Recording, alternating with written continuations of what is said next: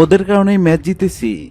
Match শেষে উপস্থাপকের কঠিন প্রশ্নে যাদেরকে প্রশংসায় ভাসালো তামিম, মাহমুদুল্লাহ রিয়া তো ফাইম আশরাফের তাণ্ডবে বৃথা গেল ইয়াসির আলী চৌধুরীর 94 রানের ইনিংস। প্রথম ম্যাচে জমেখের বিপিএল, মিরপুরে 4 ছক্কার বৃষ্টিতে টিকিটের পয়সা উসুল দর্শকদের, সেই সাথে উদ্বোধনী ম্যাচ দিয়ে রাখল জমজমাট এক বিপিএলের আবাস। যে ম্যাচে 197 রান করেও ফরচুন বরিশালের কাছে 4 উইকেটে হেরে গেছে দুর্বার রাজশাহী। ম্যাচ জয়ের পর উপস্থাপকের কঠিন প্রশ্নে তামিম ইকবাল বললেন, ম্যাচ জিতে খুবই ভালো লাগছে। আমাদের বলাররা ভালো শুরু করলেও রাব্বি ও এনামুল অসাধারণ ব্যাটিং করেছে। জয়ের লক্ষ্যে খেলতে নেমে আমরা ভালো শুরু করতে পারিনি।